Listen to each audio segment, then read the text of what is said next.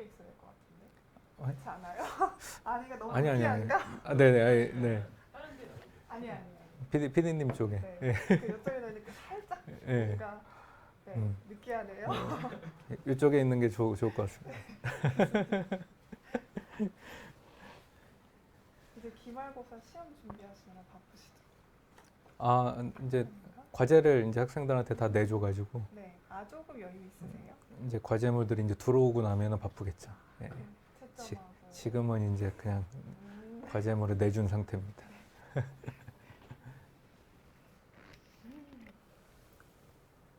그 뭐지? 제가 링크 올라오면 보내드리면 혹시 페이스북이나 이런 거 하시면은 업로드를 미리 하실래요? 하시는 게 좋으세요? 좀 아. 개인적인 팬층이 있으신 분들은 좀 그런 게 좋다고 하시더라고요. 제가 올려놓고 있긴 있어요. 아 일단은 그러세요? 그러니까 보니까 뭐 11시 좀 넘으면은 네, 그때쯤에 실수를 걸거든요. 네네 올라오더라고요. 그래서 그런 것 같아서 11시 한 반쯤에 접속해서 그러면 링크 나와 있길래 이미 스스로 하고 네, 제가 계셨구나. 하고 있었습니다. 그렇군요. 그래서 뭐 학생들한테 한번 뿌려주고 알겠습니다. 네네. 그래도 네, 또 신경 써주시니까 고맙네요. 젊은 교수님들은 역시 빠르시네요. 미리미리 하고 있었어요. 그러네요. 네.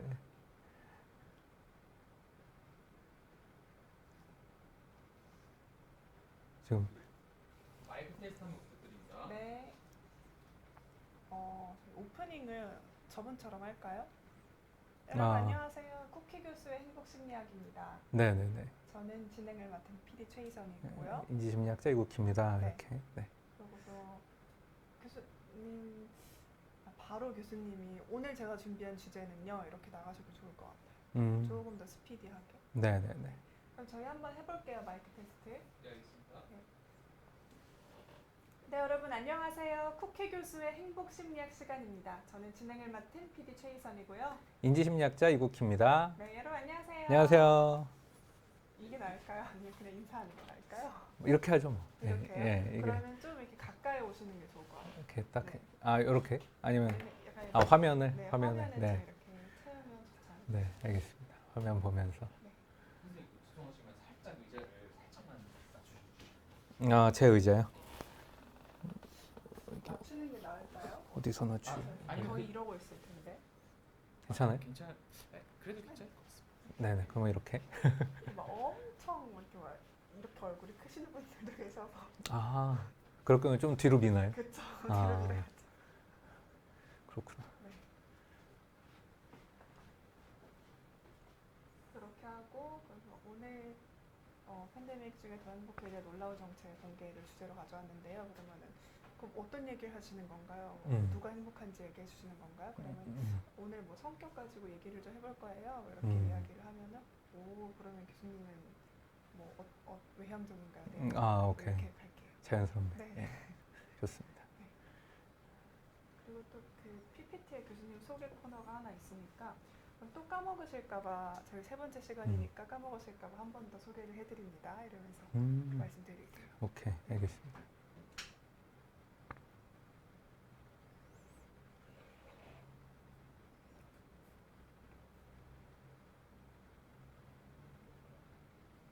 PPT 화면 먼저 송출하겠습니다. 소리는 나가지 않습니다. 네.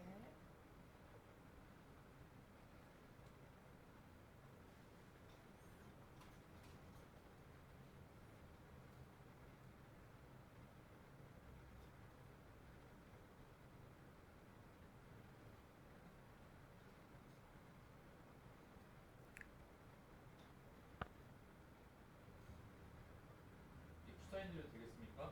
네. 입수사인드리겠습니다. 하나, 둘, 셋, 큐. 네, 여러분 안녕하세요. 쿠키 교수의 행복 심리학 시간입니다. 저는 진행을 맡은 PD 최희선이고요. 저는 인지심리학자 이국희 교수입니다. 네, 여러분 안녕하세요. 안녕하세요. 교수님 오늘 어떤 주제 준비해 주셨나요? 오늘은 팬데믹 중에 더 누군가 행복해졌다 이런 주제고요. 이 사람들의 어떤 정체. 그러니까 사실 주제요? 코로나 기간 동안에 사람들이 많이 좀 우울해지고 뭐 무력해지고 좀 뭐 불안, 걱정, 근심만이 이제 늘었다고 알려져 있는데 네. 뭐 어떻게 보면 이 와중에도 다 그런 건 아니거든요. 근데 그럼 누가 그래도 이 와중에도 조금 괜찮았는가? 그리고 심지어 또 행복해진 사람들이 있다면은 그 사람들은 누굴까? 이런 질문을 한번 던져보면서 그 답을 조금씩 찾아가 보려고 합니다. 네. 그러면은 그 행복한 사람들을 좀 분석을 해주시는 건가요? 아니면 특별한 뭔가 포인트가 있을까요? 일단은 미리 그냥 포인트 하나만 짚어드리면은 성격하고 관련이 있어요. 성격이요? 예, 성격 특성하고 관련이 있습니다. 예. 아마 요즘에 많은 분들이 또 관심을 가지실 것 같은데요. 이런 어떤 성격 특성이 오늘 이 코로나 와중에도, 이 팬데믹 와중에도 괜찮았던 사람들, 예, 어떤 특성하고 관련이 있습니다. 네, 알겠습니다.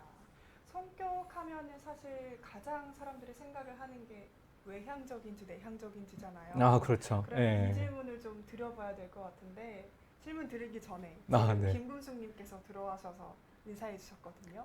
예. 금숙님 안녕하세요. 저도, 네, 반갑습니다. 오늘 저희 행복에 대해서 이야기를 하니까요. 또 끝까지 시청해 주시면 감사드리겠습니다. 그러면 성격에 대한 질문으로 다시 돌아가서요. 네네. 외향적이냐 내향적이냐를 따지면 교수님은 어떤 쪽인가요? 뭐 의외라고 생각하실 수도 있는데 저는 되게 내성적인 사람이에요. 의외 아닌데요? 의외 아니에요? 네. 네, 되게 서먹서먹하고 되게 어, 대면대면하고 네. 굉장히 내성적인 사람입니다. 낯가림이 심한 사람입니다. 네. 그러니까 내향적이면 좀 내성적이고 낯가리는 사람이라고 이해를 하면 되나요? 네네, 뭐 일단 편하게는 그렇게 이해할 수 있고요. 일단 그 사교 활동 같은 거 할 때 네. 굉장히 이제 여러 번 빈도 높게 만나지 않으면은 음, 그때 그 전까지는 이렇게 좀 자세하게 관찰하는 사람, 아, 이렇게 조용히 있는 사람, 그래서 말수가 좀 적은 편이죠. 예. 그렇군요. 그럼 교수님들은 좀 내향적인 분들이 많은 것 같습니다. 아닌가요? 이것도 편견인가요? 아니 제가 알기로는 적어도 네. 제가 아는 심리학자분들 중에서는 내성적인 분들이 많긴 많아요. 그래서 혼자 있는 시간 뭐 또 좋아하고 또 뭐 그렇기 때문에 뭐 연구도 하고 책도 쓰고 뭐 그러는 것 같기도 하고요. 예. 알겠습니다. 네. 오늘은 내성적인 이국희 교수님과 함께 행복에 대해서 또 알아볼 텐데요. 또 교수님 소개를 조금 더 드려보자면요. 오늘 저희 세 번째 시간이거든요. 그러니까 우리나라에서 행복을 연구하는 곳이 있다는 것을 혹시 알고 계셨나요? 네, 그게 이제 교수님은 당연히 알고 계셨겠죠? 네, 제가 이제 전에 직장으로 어떻게 보면 다녔었던 서울대 행복연구센터에서 연구원으로 있었고요. 지금은 경기대학교에서 학생들을 지도하고 있습니다. 네. 행복연구센터에서 연구원으로 계시면서 행복에 대한 글들을 굉장히 많이 써주셨어요. 그리고 또 인지심리학자 이국희 교수라는 유튜브 채널에서도 방송을 많이 해주고 계셨습니다. 그래서 네. 저희가 보고 내용이 너무 좋아서 직접 이렇게 모신 분이신데요. 아유, 감사합니다. 오늘도 또 행복에 대해서 심리학적인 통찰을 조금 말씀을 해주실 예정입니다. 네. 오늘 방송 들으면서 어떤 것들을 기대하면 좋을지, 또 어떤 질문을 하면 답해드릴 수 있을지 한번 소개를 해주시고 강의 시작해보면 좋을 것 같습니다. 네, 일단은 잠시 말씀드렸지만 오늘 성격, 특별히 외향적이냐 내향적이냐 이게 첫 번째 포인트가 될 것 같고요. 그 다음에 사람들의 행복에 대한 개념이 조금씩 다 달라요.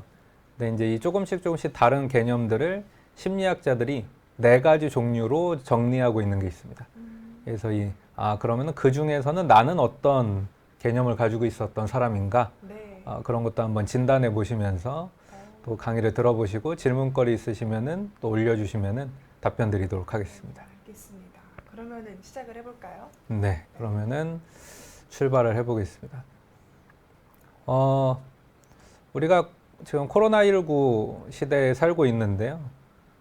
2019년 12월에 확인이 됐죠. 그래서 이게 진짜 금방 끝날 줄 알았는데 굉장히 길어졌습니다. 그렇죠? 그리고 2020년 2월부터 이제 우리나라에서도 급속히 확산되기 시작했고 전 세계적으로도 급속히 확산이 됐어요. 그래서 팬데믹으로 이제 선언이 됐습니다. 그리고 이렇게 국가별로 코로나19로 인해서 방역 조치들을 많이 이제 시행을 했어요. 여러분들이 다 경험하신 것들이죠. 그래서 마스크 계속 착용하고 다녀야 되고 또 사회적 거리두기도 해야 되고 또 사실 인간이 되게 부정적인 소식을 계속 접하는 것 자체가 좀 스트레스일 수 있는데 문자로 확진자 수, 뭐 동네별로 몇 명 확진자 나왔다, 또 뉴스 볼 때마다 뭐 사망자가 몇 명이고, 이런 또 병원에 관련된 또 풍경들, 또 아파하는 사람들, 뉴스에서 이제 많이 좀 보게 됐죠. 그러니까 이런 부분들을 막 공표를 계속 했으니까요. 그리고 아무래도 이제 이런 방역 조치들, 또 이런 뉴스들이 계속 나오다 보니까는 또 평상시에 우리가 하지 않았던 이런 사회적 거리두기를 하다 보니까 전 세계인들의 행복이 아무래도 좀 변할 수밖에 없었어요. 그리고 특별히 이제 코로나가 확산된 2019년 12월 이후, 그리고 좀 더 구체적으로 기간을 잡자면은 2020년 2월 이후겠죠. 그래서 2020년 2월 이후에 전 세계인들의 행복에 사실은 큰 변화가 있게 됩니다. 그래서 지금 아래 보시는 그래프는 바로 이런 전 세계인들의 행복 변화, 코로나 이후에 어떤 변화가 있었느냐를 보여주고 있는데요. 여기 이제 선이 하나 보이실 거예요, 지금. 네. 요 선이 이제 2020년 2월 뭐 그 정도 시기로 보시면 될 것 같습니다. 코로나가 급속히 확산된 그런 시기죠. 그리고 여기에 행복이 어떻게 변했는가가 이제 나와 있는데, 일단 그래프가 내려가는 거 이렇게 명확하네요. 네, 보이고 있는 거를 이제 아실 수가 있습니다.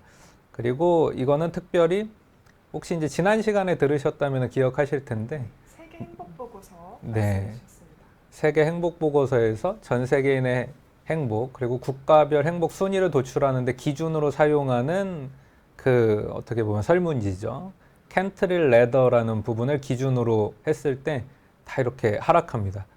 그러니까 이게 삶의 만족도를 물어보는 질문이거든요. 그래서 당신은 최근에 당신의 삶에 얼마나 만족합니까? 이런 질문에 대한 사람들의 응답이 코로나 이후에 다 이렇게 내려갔다는 거예요.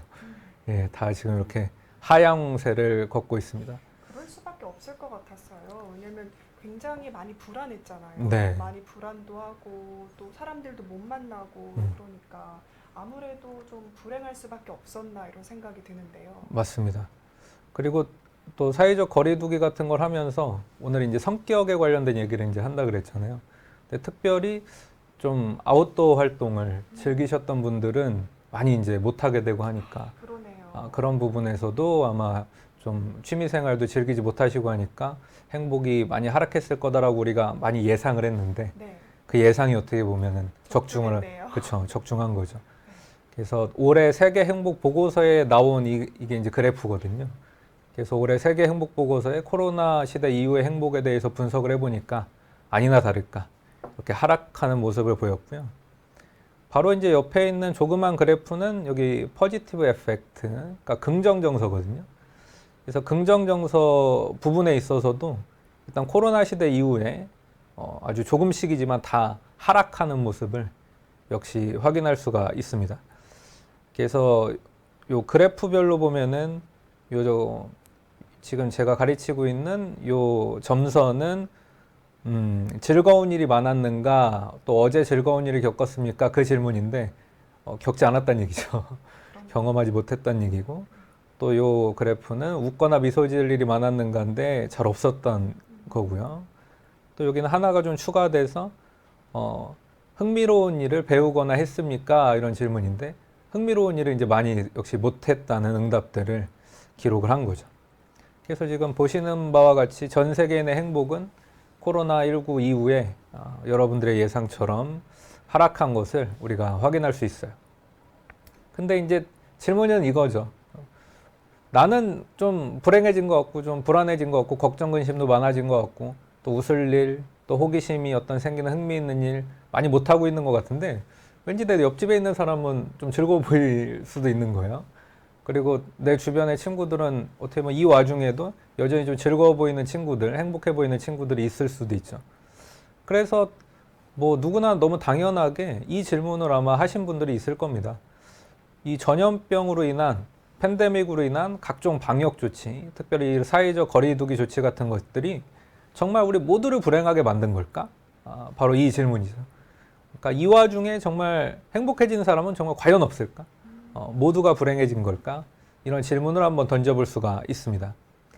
그리고 역시 2020년 세계행복보고서에 굉장히 의미심장한 이 질문에 어떤 힌트를 주는 의미심장한 지표가 하나 나와 있는데요. 그게 바로 행복지수. 아까 말씀드렸던 삶의 만족도 그 평균 점수에 편차가 있거든요. 그러니까 개인 간 편차라고 볼 수 있겠죠. 그래서 이 편차의 변화 그래프입니다.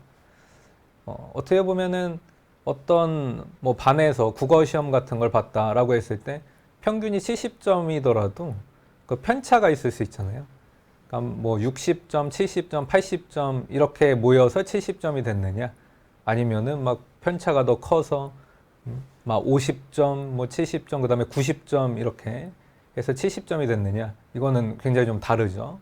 그때 말하는 편차입니다. 개인 간 편차. 그래서 이 아래에 있는 그래프를 통해서 이 편차에 대한 분석 결과를 한번 좀 보여드리고 싶은데요. 일단 이 X축의 연도를 보시면은 2006년 정도부터 쭉 분석이 이루어졌어요. 그리고 역시 이 선은 코로나19가 이제 전 세계로 확산된 2020년 2월 정도라고 보시면 될 것 같습니다. 근데 일단 여기서 보시면 알겠지만 2006년 정도부터 전 세계인들의 개인별 행복 편차가 한 번도 줄어든 적이 없어요. 네. 빈익빈 부익본 건가요? 그렇죠. 행복하면 계속 행복하고. 누군가는 더 행복한 거고요. 네. 누군가는 더 좀 불행해진 거죠. 이 편차, 요게 그러니까 SD가 스탠다드 디비에이션 편차인데요. 네. 이 편차가 한 번도 줄어든 적이 없습니다. 이게 어떻게 보면 한편으로는 씁쓸하기도 하지만 우리 생각할 거리를 되게 많게 하는데, 네. 이렇게 편차가 되게 커지고 있고, 특별히 이 행복지수가 이 지역별로 조금 달라요. 그래서 아프리카 지역이 조금 다른 지역에 비해서 행복지수가 낮은 편인데, 이렇게 불행한 나라일수록 어떻게 보면은 행복지수가 낮은 나라일수록 오히려 이런 편차가 더 큽니다. 그리고 행복지수가 높은 유럽이나 북미나 뭐 호주나 뉴질랜드 같은 이런 지역일수록 오히려 그러니까 행복한 나라들이죠. 행복한 나라들일수록 행복의 편차가 상대적으로 또 좀 작아요. 왜 그런 걸까요? 그래서 이거에 대해서는 아마 다음에 제가 별도로 좀 연구를 해서 네. 알려드려야 될 것 같습니다.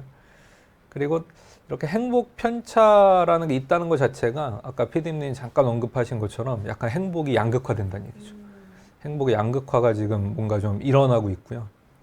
그리고 지금 여기 코로나가 본격적으로 확산된 요 선, 그 다음을 보면은 그러니까 살짝 편차가 줄어드는 것 같아 보였어요, 사실. 살짝 줄어드는 것 같았다가 결국에는 또 증가합니다. 그래서 코로나19 발생 후 개인별 행복 편차는 역시 더 커졌다고 볼 수 있겠죠. 그리고 이 오른쪽에 있는 작은 그래프, 여러 가지 이제 그래프들이 섞여 있는데 이게 이제 지역별 그래프라고 보시면 되고요. 근데 이제 저희의 관심이 있는 지역은 아무래도 이제 우리나라가 포함된 동아시아 지역이겠죠.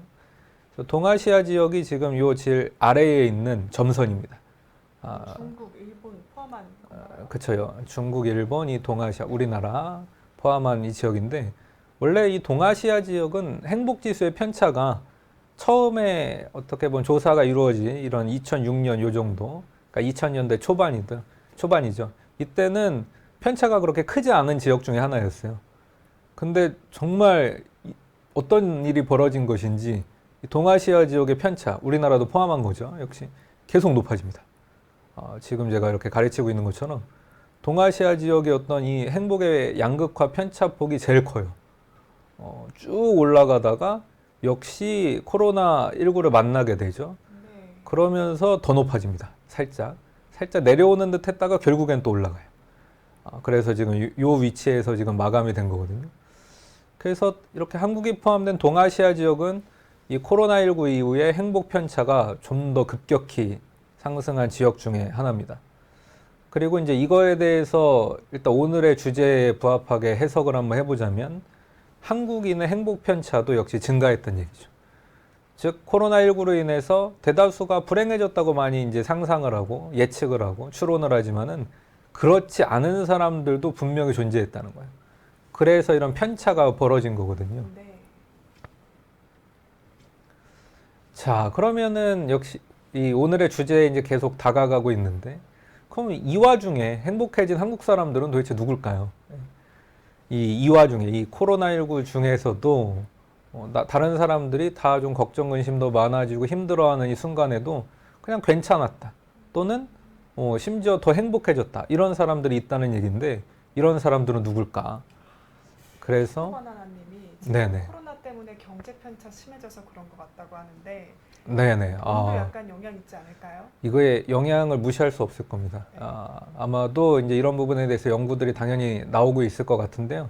일단 과거의 연구에 비춰보면은 경제적인 양극화가 행복에 당연히 영향을 미치고 코로나로 인해서 아마 이 진위계 수가 상승한 걸로 저도 알고 있긴 해요. 경제적인 양극화 지수죠. 그리고 그런 부분들이 모르긴 몰라도 일정 부분 영향은 미친 것 같습니다. 그리고 아까 이제 아무래도 아프리카 지역 같은 경우에는 경제적으로 아직 개발도상국인 지역들이 많은데, 그러니까 그 지역에서 행복 편차도 크다 그랬잖아요. 맞아요. 그것도 아마 이제 경제적인 편차의 영향이 있다는 거를 한번 예상해 볼 수 있죠. 네. 나중에 그 돈과 행복에 대한 관계도 방송해 주시면 좋을 것 아, 같습니다. 예, 물론입니다. 네. 그러면은 과연 이 와중에 행복해진 사람들은 성격에 답이 있다는 거죠, 교수님? 네. 그래서 일단은 한국인을 대상으로 조사를 한번 해봤는데, 외향성 수준에 따라서 좀 분류를 해보고, 그 다음에 이제 오늘의 포인트 중에 두 번째 포인트가 또 있다고 말씀드렸었죠. 바로 행복의 개념. 개개인별로 어떤 행복 개념을 가지고 있느냐에 따라서 분류를 한 다음에, 즉 내향적인 사람과 외향적인 사람 중에 누가 코로나의 영향을 좀 더 많이 받았나? 네. 또 외향적이고 내향적인 사람 중에 혹시 불행해진 쪽은 누구고 행복해진 쪽은 누군가? 이런 분석을 한번 시도해 봤고요. 그 다음에 사람이 가진 행복의 개념을 네 가지 종류로 나눈 다음에 이 네 가지 개념의 행복 중에서 혹시 좀 더 코로나의 영향을 나쁜 쪽으로 많이 받은 사람들은 누군가? 혹은 좋은 쪽으로 받은 사람들은 누군가를 분석을 한번 해봤습니다. 그래서 여러분들에게 조금 생소할 수도 있는 이 행복의 개념을 사람별로 좀 다른 이 행복의 개념을 먼저 설명드려야 될 것 같은데요. 보통 이제 심리학자들은 사람들이 네 가지 행복 개념 중에 하나를 가지고 있다고 봐요. 물론 이게 이제 좀 나이에 따라서 연령에 따라서 또는 그때 상황에 따라서 조금씩 달라지고 있지만 비교적 안정적으로 유지가 되는 네 가지 행복 개념이 있다고 보고 있습니다. 일단 첫 번째는 쾌락을 경험하는 게 행복이다 이런 시각이에요. 즐거운 일을 꼭 경험해야 행복이다 이렇게 보는 사람들이 있다는 거죠. 그래서 오늘은 이런 분들을 쾌락 경험 이렇게 이름을 붙이도록 하겠습니다. 그리고 반대로 고통이나 스트레스를 피해야 이런 나쁜 일들을 피해야 행복이다 라고 보시는 분들도 있어요. 그러니까 이분들은 약간 고통이나 스트레스에 좀 더 방점을 찍는 분들이라고 할까요? 그래서 오늘은 이런 유형의 분들은 불쾌 회피다라고 이름을 짓도록 하겠습니다. 근데 또 이런 분들도 있죠. 자기 자신을 향상시키고 매일매일 성장하는 게 행복이다. 이런 자기계발형으로 행복을 규정하고 개념화한 분들도 있습니다. 그래서 이분들은 자기계발이다라고 부를 수가 있고요. 그리고 마지막 네 번째는 사회에 기여하고 공동체에 기여하는 삶을 사는 것, 공동체에 봉사하는 삶을 사는 것이 더 행복이다 이렇게 사회적인 기여로 행복을 규정하는 분들도 있습니다. 대부분의 사람들이 행복한가 이런 걸 생각을 할 때 네 가지 중에 하나로 생각을 한다는 건가요? 그렇죠. 이 넷 중에 하나로는 누구나 하나씩은 이제 들어갈 수 있다는 거죠. 교수님은 어떤 행복 개념을 가지고 계신가요? 저는 자기계발 쪽에 가까운 것 같아요. 역시 교수님이시네요. 알겠습니다. 한번 생각을 해보시면 좋을 것 같습니다. 지금 들으시는 분들도요. 네, 맞습니다. 어떤 행복 개념을 가지고 있는지. 네. 그래서 여러분들도 요 네 가지가 대부분 겹치지 않아요. 그동안의 연구를 보면은 겹치진 않으시고 요 넷 중에 하나에 해당이 보통 되시니까 나는 어떤 유형인가 한번 이렇게 보시면 좋을 것 같습니다. 그래서 쾌락 경험 쪽으로 내 행복을 규정하시는 분들은 이 예시 제가 질문을 좀 가져왔는데요. 이 예시 질문에 대한 답변에 대해서 예를 들면 1점에서 5점 사이로 평가한다. 그래서 5점으로 갈수록 많이 동의하는 거다라고 이제 보게 된다면 이제 5점에 가깝게 평가하시는 분들이 이제 쾌락 경험이겠죠. 그래서 어떤 질문이냐면 행복은 즐거운 일이 많은 것이다. 이렇게 제가 문장을 제시했을 때 여기에 강하게 동의하시는 거예요. 예, 그러면은 나는 쾌락 경험 쪽으로 행복을 개념화하고 있었구나. 그리고 행복은 짜릿한 감각의 경험이다. 이런 문장에 대해서 많이 동의하신다면 쾌락 경험 쪽으로 행복을 정의하셨다라고 볼 수가 있겠습니다. 일단 즐거운 일이 많은 것은 뭐 하고 싶은 게임을 실컷 하거나 뭐 컨텐츠를 많이 보는 것, 뭐 이런 것도 들어갈 수 있겠고요. 맛있는 음식을 먹는 것, 달콤한 아이스크림을 먹는 것 다 해당되겠죠. 대부분의 사람들이 쾌락 경험을 행복으로 생각하지 않나요? 인구 대비해서 비율이 많은 편입니다. 그렇군요. 예, 쾌락 경험의 비율이 되게 높아요. 예, 40% 정도가 될 때도 있습니다. 네. 그리고 뭐 짜릿한 놀이기구를 타거나 놀이동산에 가서 좋아하는 가수의 콘서트를 보는 것, 이런 게 행복이다라고 강하게 이제 생각하시는 분들인 거죠. 이런 게 행복이다. 그러니까 이런 것만 행복이에요, 어떻게 보면. 예, 다른 거는 행복이 아니죠. 네. 근데 이제 반면에 고통이나 스트레스를 회피해야 된다는 쪽에 꽂히신 분들도 있어요. 즉, 행복은 골치 아픈 일을 경험하지 않은 것이다. 이런 문장에 아주 강하게 동의하시는 거죠. 그래서 갈등에 봉착하지 않는 것에 굉장히 집중하시는 분들이 있습니다. 또 어떤 문제가 발생하지 않도록 전전긍긍하시는 분들이 있죠. 그렇다면은 불쾌 회피 쪽입니다. 또 행복은 불쾌한 경험을 적게 하는 것이다. 이런 문장에 많이 동의하시는 분들도 있어요. 또 예를 들면 만나기 싫은 사람을 안 만나는 것, 또 하기 싫은 일을 안 할 수 있는 것, 이렇게 뭔가 피하는 것에 집중하신다고 보시면 이해가 아마 되실 겁니다. 그리고 다음으로는 자기계발형인데요. 자신을 향상시키고 성장시키는 게 행복이라고 보는 건데, 행복은 나의 진정한 잠재력을 발휘하기 위해 노력하는 것이다. 이런 문장에 강하게 동의하시는 분들이죠. 그래서 내 지식이나 기술의 수준을 증진하기 위해서 노력하는 것, 그 노력하는 과정 자체를 되게 행복하게 느낍니다. 그 다음에 행복은 나의 도전적인 일을 위해서 노력하는 것이다. 이 문장에 강하게 동의하시는 분들도 자기계발형이죠. 어렵고 힘든 일이지만 노력해서 성취하시는 거에 굉장히 무게를 두는 분들이에요. 그리고 마지막으로 사회기여형이 있습니다. 그래서 이 사회기여형인 분들은 행복은 다른 사람에게 도움이 되도록 사는 것이다. 이 문장에 많이 동의하시고요. 그래서 사회적 약자를 위해서 봉사하는 것에 많이 신경을 쓰십니다. 그 다음에 행복은 우리 사회에 긍정적인 영향을 끼치는 것이다. 이 문장에도 동의하시는 분들이라면 사회기여형이라고 볼 수 있겠죠.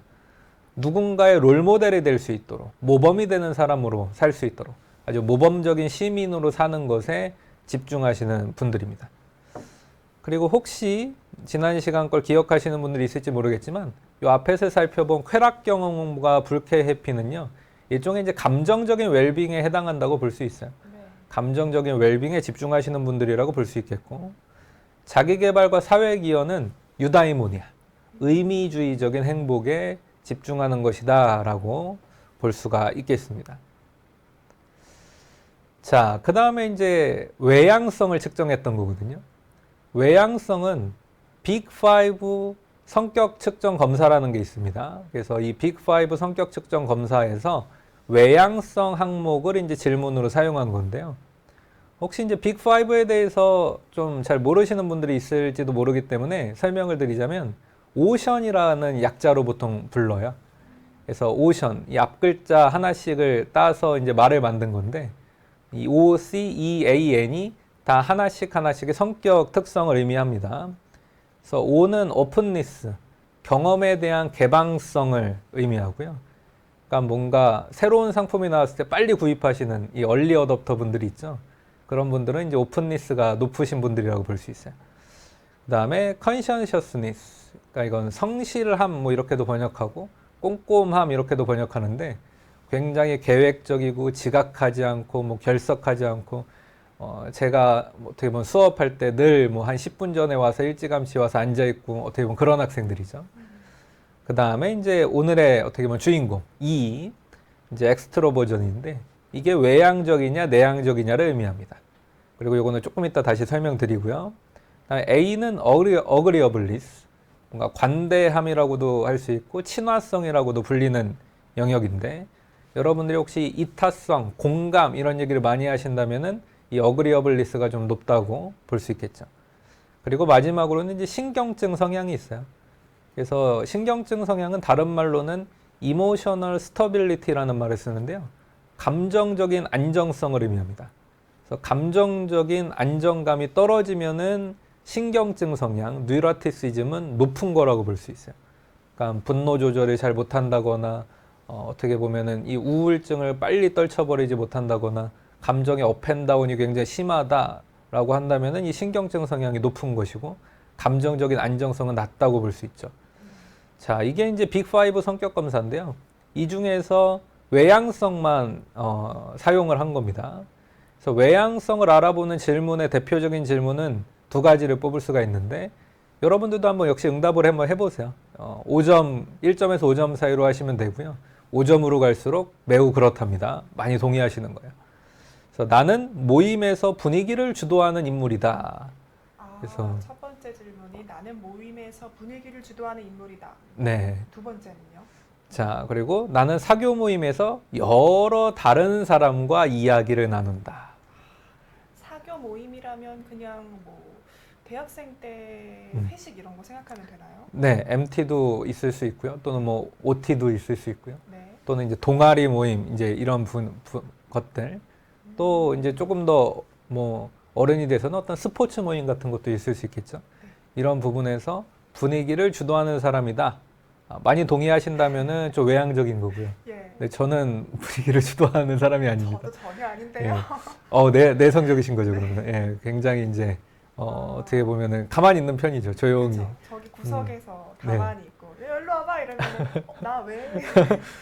주변 상황이 어떻게 돌아가나 그러니까요. 이렇게 한번 이렇게 빼꼼 이렇게 쳐다보고요. 두 번째 질문도 이제 사교 모임에서 많은 사람들에게 질문을 한다, 이야기를 한다. 쉽지 않은 일이에요, 그렇죠? 그렇죠. 예, 어떻게 보면 외향적인 사람들의 어떻게 보면 이게 그래서 특징입니다.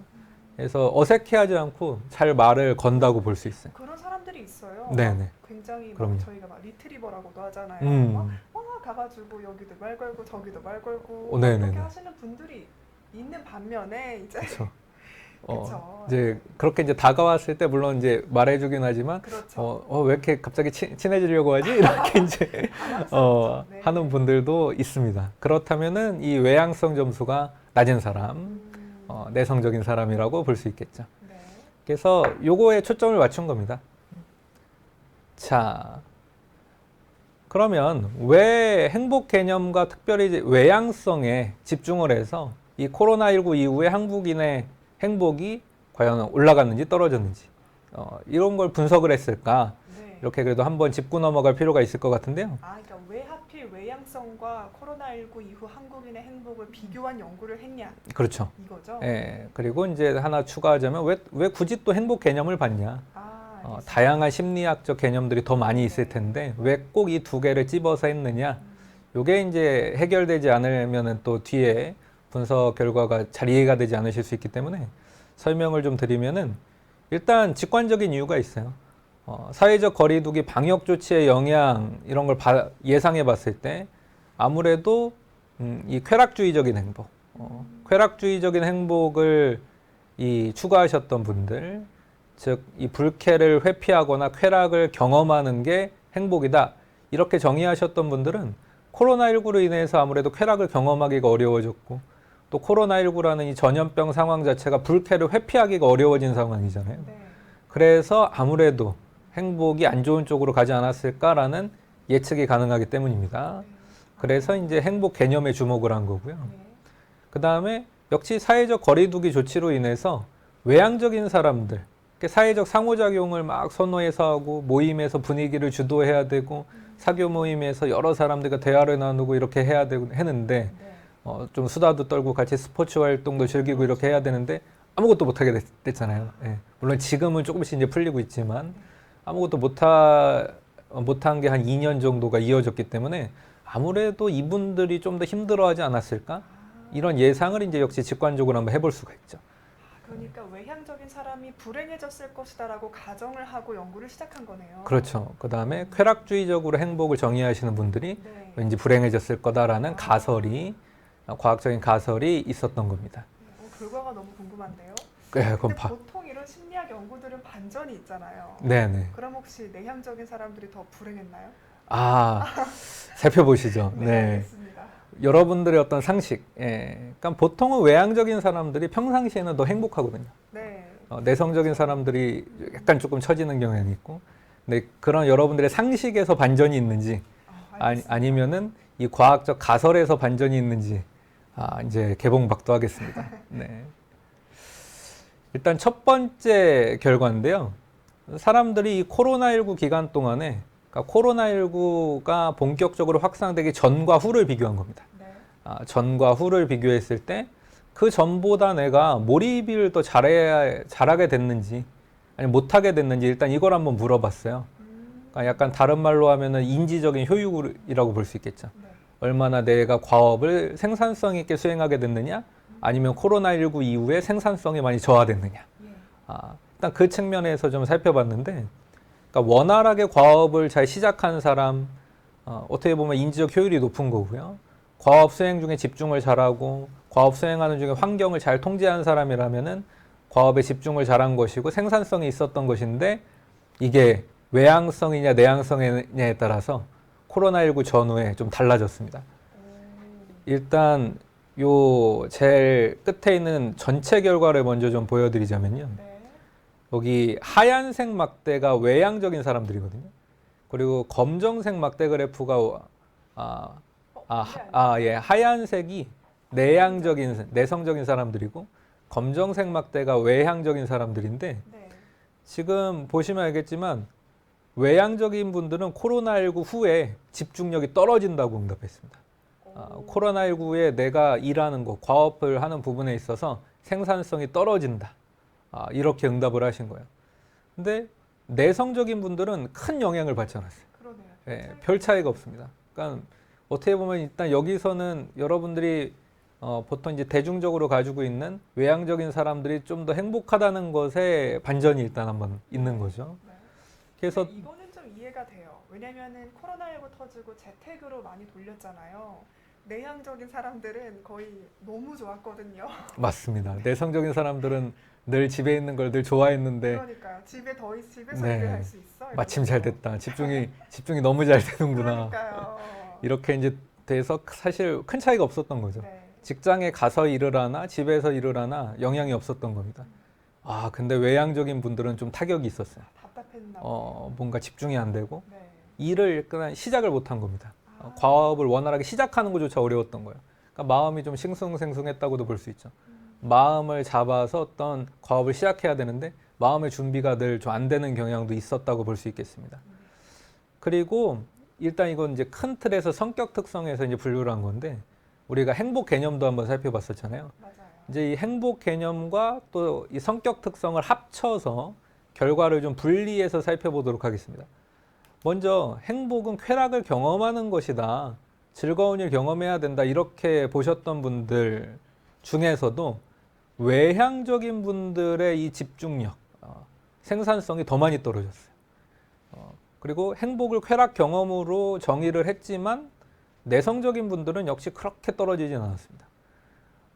그래서 역시 똑같이 쾌락을 경험하는 쪽으로 행복을 정의하시더라도 타격은 어떻게 보면 누가 좀 더 많이 입었느냐. 안타깝게도 외향적인 분들이 네. 코로나19의 타격을 좀 더 많이 받았어요. 그리고 역시 쾌락주의적인 행복이지만 약간 반대의 측면이죠. 불쾌한 거를 회피하고 스트레스를 회피하는 쪽으로 행복을 정의하시는 분들. 이분들은 일단 전반적으로 가장 많이 생산성이 하락한 거를 볼 수가 있고요. 그러니까 내성적인 분들도 살짝 좀 더 하락하긴 했습니다. 이분들은. 근데 그럼에도 불구하고 내성적인 분들은 크게 상대적으로는 역시 크게 하락한 건 아니었어요. 네, 외향적인 분들과 비교를 해보면요. 그렇죠. 근데 외향적인 분들은 진짜 쭉 떨어졌습니다. 말 그대로 이 불쾌를 회피하는 게 잘 안 됐던 모양이에요. 너무 이게 힘들었던 거죠. 근데 그럴 수밖에 예. 없었을 것 같습니다. 그렇죠. 네, 그래서 매일매일 방송 뉴스에서 이제 코로나19 확진자 몇 명 맞아요. 불쾌를 회피할 수가 없었어요. 계속 이제 문자로도 네. 날라오고 이렇게 하기 때문에 회피하고 싶어도 회피할 수가 없고 또 내 주변에 확진자들 생기고 마스크 쓰고 다니고 혹시 이제 코로나19가 아니더라도 기침하는 사람들 주변에 좀 또 있게 되면은 되게 막 경계하게 되고 이제 이런 측면들을 피할 수 없잖아요. 그러다 보니까 아무래도 생산성 같은 부분도 더 많이 떨어진 것이 아닌가 싶습니다. 근데 이제 의미적인 행복 쪽으로 넘어오면요. 여기서는 이 전혀 다른 결과들이 나타나기 시작하는데 비슷비슷해 보이기도 하고요. 네, 일단 자기 개발이 행복이다. 나를 성장시키고 발전시키는 것이 행복이다라고 규정하신 분들은 외향적인 분이든 내성적인 분이든 둘 다 큰 영향을 받지 않았어요. 그러니까 내성적이냐 외향적이냐에 관계없이 평상시에 그냥 자기 개발을 잘 하시는 분들은 코로나19의 영향을 크게 받지 않았다고 볼 수 있습니다. 일단 이것은 심리학자들이 보통 얘기하는 진화적인 측면이 아마 작용한 것 같다는 생각이 드는데요. 원래 우리가 뭔가 변화가 있을 때 잘 적응하는 게 중요하고 변화가 있을 때 잘 적응한다는 것 자체가 어떻게 보면 자기 개발이거든요. 근데 자기 개발에 늘 신경을 쓰셨던 분들은 코로나19도 어떻게 보면 일종의 자기 개발이라고 생각하신 것 같아요. 외향적인 분들이든 내향적인 상황이든 내가 또 잘 적응해야 되는 뭔가 한 가지 과제가 나에게 찾아왔구나. 잘 적응해야 되는 어떤 도전이 나에게 하나 찾아왔구나. 그래서 다른 어떤 행복 개념을 가지신 분들보다도 어떻게 보면 코로나19의 영향을 상대적으로 덜 받지 않았는가 싶습니다. 그리고 이제 또 다른 의미적 행복의 하나인 이 사회기여로 행복을 정의하신 분들, 이분들의 결과인데요. 일단 이분들 중에서는 진짜로 이 와중에 이 코로나19 와중에 더 행복해지신 분들이 드디어 이제 나타났습니다. 그러네요. 어떻게 보면 더 생산성도 더 높아지신 분들이 더 나타났어요. 누구냐? 바로 내성적인 사람들입니다. 그래서 어떻게 보면 오늘 이 와중에도 행복한 사람들의 정체를 제가 공개해드린다고 했는데 바로 이분들이에요. 네, 행복을 사회 기여다라고 다른 사람들에게 봉사하는 거다라고 규정하시면서 내성적인 분들. 이분들은 이 와중에도 행복해지는 경향을 보였고요. 네. 근데 어떻게 보면 사회 기여라고 규정하지만은 외향적인 분들은 물론 이제 더 행복해지는 정도는 아니었지만은 큰 폭으로 하락하진 않았습니다. 그러니까 이제 그냥 큰 영향을 받지 않았다고 볼 수 있어요. 그래서 역시 전반적으로 자기 개발이나 사회 기여 이렇게 의미주의적으로 행복을 규정하신 분들이 쾌락주의적 또는 감정주의적으로 행복을 규정하시는 분들보다는 코로나19에 더 적응을 잘하셨다. 또는 영향을 좀 덜 받았다라고 볼 수가 있겠습니다. 그리고 이제 생활 만족도 현재 삶에서 얼마나 만족합니까? 이 부분. 어떻게 보면 여러분들이 보통 생각하시는 행복에 대한 질문인데요. 역시 이제 앞에 그래프랑 좀 비슷해요. 전체적인 결과로 봤을 때는 역시 내성적인 사람들은 큰 영향을 받지 않았습니다. 행복이 떨어지지 않은 거죠. 근데 역시 외향적이신 분들의 행복이 많이 내려오는 거를 볼 수가 있어요. 그리고 이거를 행복 개념하고 또 연관을 시켜보면은 역시 쾌락 경험이 행복이다라고 느끼시는 분들 중에서도 외향적인 분들의 행복 하락이 더 컸고요. 불쾌를 회피하는 것을 행복을 정의하시는 분들 중에서도 외향적인 분들의 피해가 조금 더 컸고, 근데 역시 앞에 생산성 그래프랑 비슷하게 자기 개발로 행복을 정의하는 분들은 역시 행복에도 큰 영향을 받지 않았습니다. 그리고 사회 기여로 행복을 규정하시는 분들 중에서 역시 내성적인 분들은 이 와중에 행복해졌고요. 근데 여기서는 이제 앞에랑 좀 다른 인지적인 효율하고 다른 부분이 하나 나타나는데, 사회 기여로 행복을 규정하시는 분들 중에서 외향성이 높은 분들, 즉 외향적인 분들은 행복이 가장 많이 떨어지는 경향이 있었어요. 자, 이것에 대해서 그러니까 좀 설명이 필요하겠죠. 그래서 이거를 설명하기 위해서 제가 이분들, 이 지금 앞에서 보여드린 결과에 대해서 인터뷰한 결과를 지금 보여드릴 건데요. 일단은 외향성이 낮은 분들, 즉 내성적인 분들 중에서 행복 개념을 어떤 식으로 가지고 있느냐에 따라서 이분들한테 이제 질문을 해봤습니다. 여러분은 행복이 뭐라고 생각하나요? 라고 이렇게 질문을 해봤을 때 답변하신 부분이에요. 그래서 일단 외향적이 낮은 사람들 중에서 그러면 쾌락 경험 쪽으로 행복을 정의하시는 분들은 행복을 뭐라고 생각하는지 그거 답변인 거고요. 내성적인 분들 중에서 불쾌를 회피하는 쪽으로 행복을 규정하시는 분들은 행복을 뭐라고 생각하는지 그런 것에 대한 답변입니다. 제가 쓴 것 같은데요. 아, 그래요? 네. 저강도의 긍정 정서. 네. 네. 일단 그래서 내성적인 분들 중에서 쾌락 경험을 추구하시는 분들은 저강도 긍정정서 이런 것만 해도 다 행복이다라고 보통 보세요. 보통 이제 소확행이죠, 소위 말하는. 그러네요. 소확행이네요. 네. 그래서 평범한 일상의 지속도 행복이죠. 저는 심리적 안정을 찾고 반려동물과 산책하고 그냥 좋아하는 음식 집에서 먹고, 네. 누워서 스마트폰 그쵸. 하고 스마트폰하고 영화 넷플릭스 보고, 그쵸. 음악 감상하고. 예.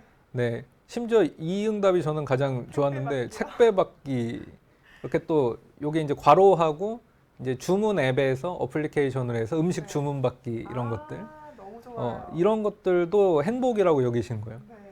그러니까 이분들은 내성적이지만은 내성적이고 쾌락 경험을 이렇게 저강도 행복으로 정의를 하시다 보니까 코로나19의 영향을 좀 덜 받았다고 볼 수 있겠죠.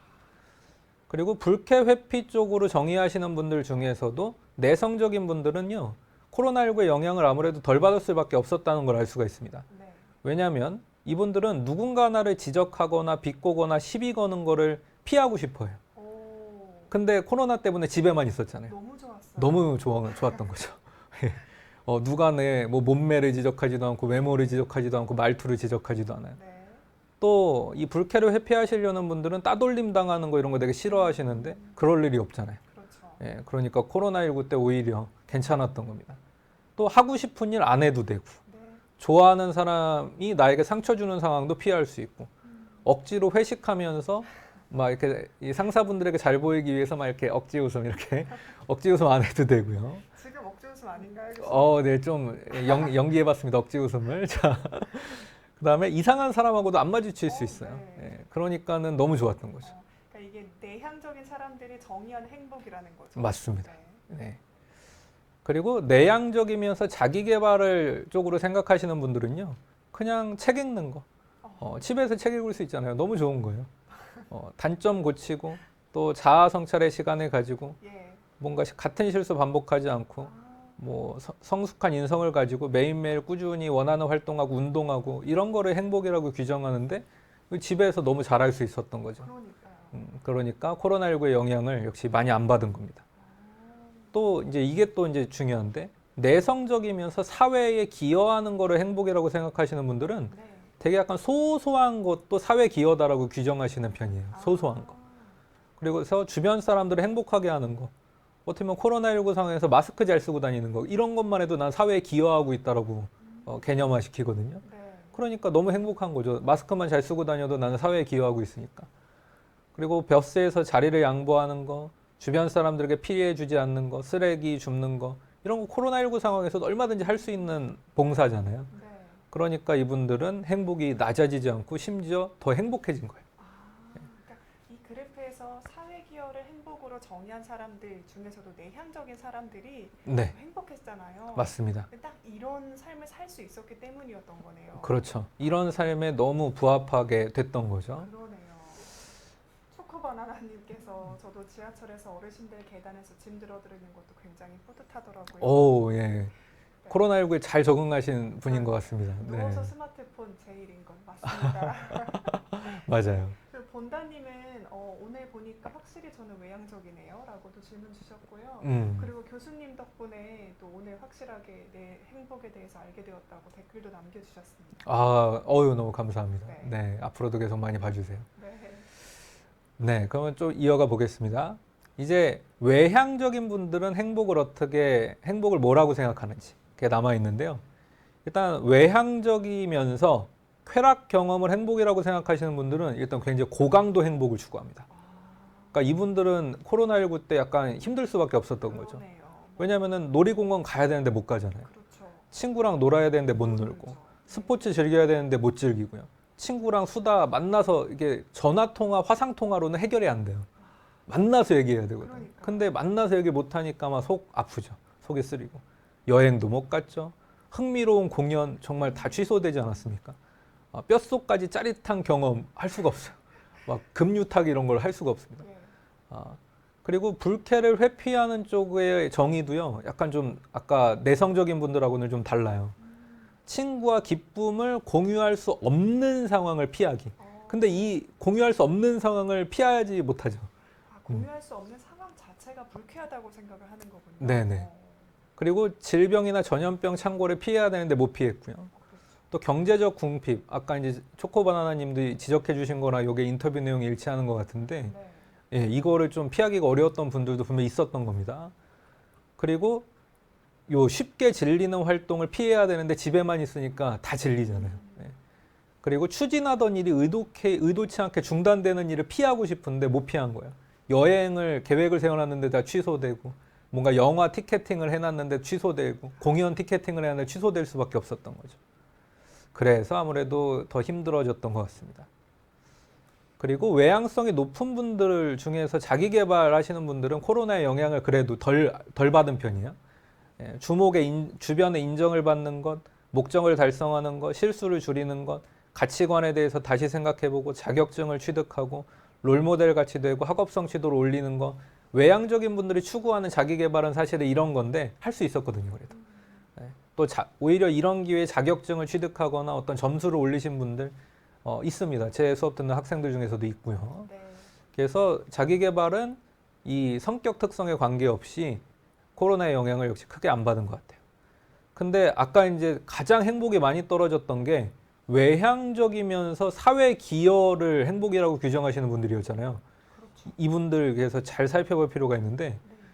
외향적인 분들은 사회 기여라는 거를 남이 볼 때 대단하다고 생각하거나 멋지다고 할 만한 것이 사회 기여예요.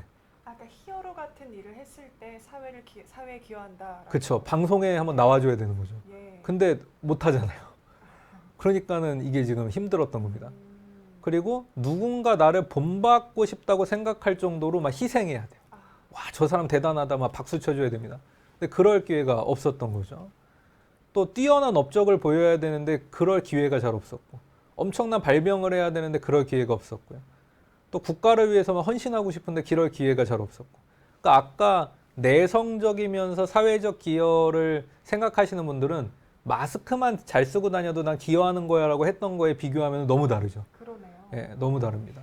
행복에 대한 그 개념이 다르니까 행복하지 않을 수밖에 없었다라고 볼 수 있겠네요. 맞습니다. 그래서 이런 게 영향을 이제 미쳤다고 볼 수가 있고요. 네. 아, 오늘 이제 마무리인가요? 네네. 네. 그래서 오늘 마무리를 조금 지어야 될 것 같은데 일단 혹시 물론 이제 비율상으로도 쾌락 경험 쪽으로 행복을 정의하시거나 불쾌 회피 쪽으로 행복을 정의하시는 분들이 좀 더 많긴 많아요. 예. 그러니까 쾌락 경험 쪽으로 정의하시는 분들이 뭐 인구 구성의 한 40%, 불쾌 회피 쪽이 한 20%뭐 이렇게 하면 합쳐서 한 60%가 되고 의미주의적으로 즉 자기 개발이나 사회 기여로 행복을 정의하시는 분들은 상대적으로 조금 적습니다.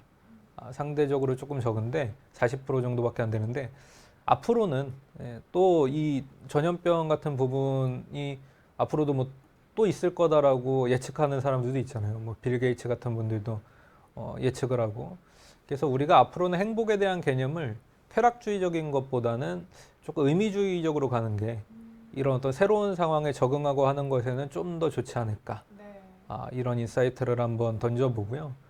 그리고 사실은 외향적인 사람들이 이 포스트 코로나 시대 전에는 이제 조금 행복에 있어서는 우세했어요.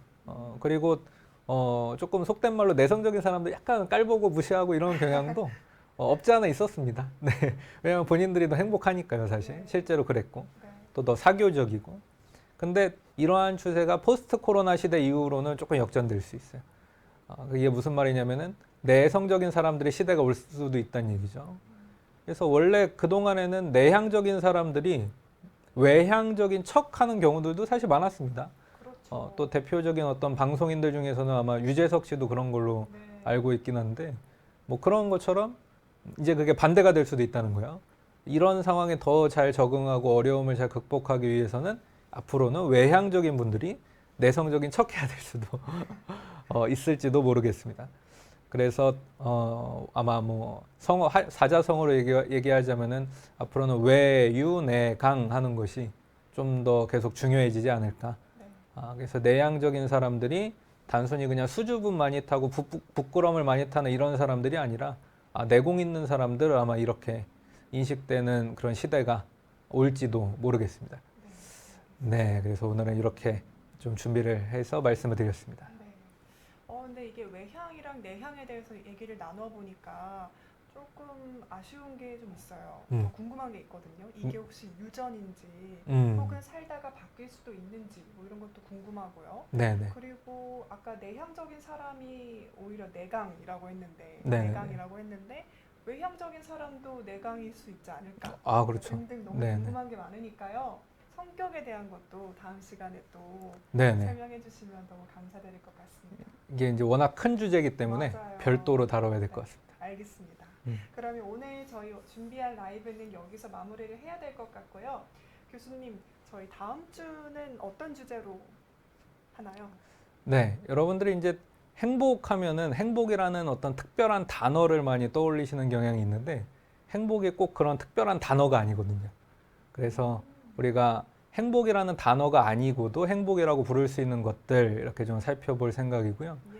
그 다음에 행복이 여러분들 혹시 이제 이 강력한 한방 이런 걸로 생각을 많이 하셨다면은 그것도 조금 이제 오해이기 때문에 다음 시간에 또 들어주시면은 행복이 이런 강력한 한방이 아니구나 이해하시는데 아마 도움이 될 수 있을 겁니다.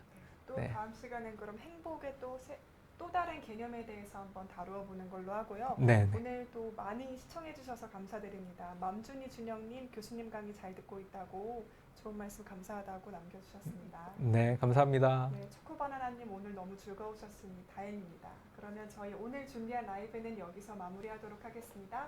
감사합니다. 감사합니다.